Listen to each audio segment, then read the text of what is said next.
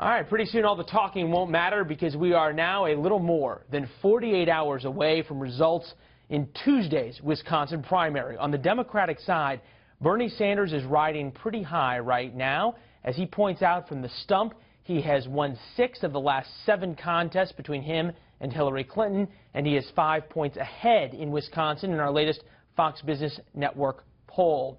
Republican strategist Ron Bonjean, president of the Bonjean Company, Democratic strategist Jessica Tarlov, senior political analyst with Schoen Consulting, joins us now to discuss. Guys, thanks for being here. Thanks very much. Jessica, to you first. If Bernie wins Wisconsin, as he is expected to do, the polls hold, does Bern momentum then become hard to stop going into New York come April? I don't think it becomes hard to stop insofar as I don't think that he's going to win New York. I think the latest polling shows that Hillary Clinton is still holding a 12-point advantage. We know she was a senator here and I know that Bernie is from here, but there's something different about Hillary Clinton in New York insofar as she won a lot of Republican counties that Democrats had never won in the past. And his appeal has been over and over again to the real far left wing of the party. He doesn't get the moderates, he doesn't get the centrists like Hillary Clinton does. But all the credit in the world to Bernie Sanders, the momentum, the feeling, the burn, all of that, it's very real. But in Wisconsin, they're about to actually basically split the delegates. It's going to be very close. So he's not going to chip that far into her lead, actually. All right, so Ron, assuming that that Bernie wins there and Jessica's math holds true, how does this play out going forward for Hillary Clinton? We saw her, say that she was sick of Sanders' campaign lying about me one time along the rope line. Do you feel like the Clintons are starting to get nervous, and when you're nervous, do you start making mistakes? Right. You know, this is really fun to watch because this is my home state of Wisconsin. So Bernie Sanders is definitely getting under Hillary Clinton's skin. There's no question about it. You know, his charge is that she's in the pocket of her donors, and that she's part of the old tired establishment is actually working. And so I think that Bernie Sanders is starting to chip away at Hillary Clinton's lead in New York.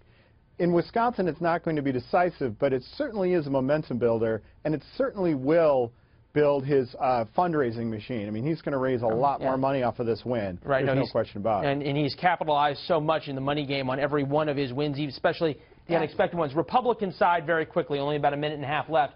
Fox Business Network poll for Wisconsin. Cruz 42, Trump 32, John Kasich 19. We'll start with the bottom, Ron.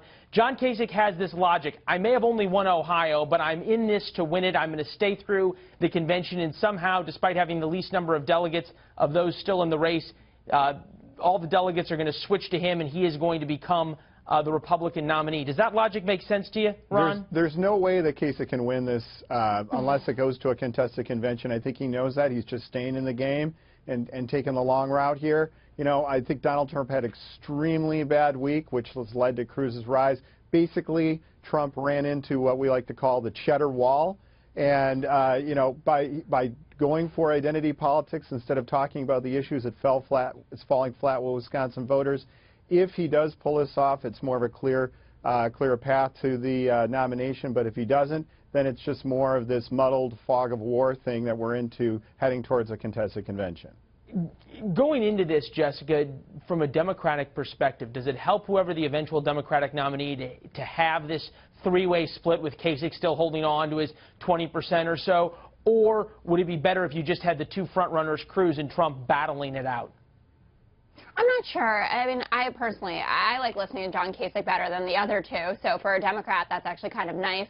But I'm not sure that it matters necessarily. I think that the odds of a contested convention are getting larger and larger by the day. I completely agree with Ron's assessment that last week for Donald Trump was totally heinous, which is why we saw him apologize for the first time ever and say that he shouldn't have retweeted the picture of Heidi Cruz and that Corey Lewandowski should have apologized to Michelle Fields. So he did say, I don't know if it would have made a difference, and I think that it would have.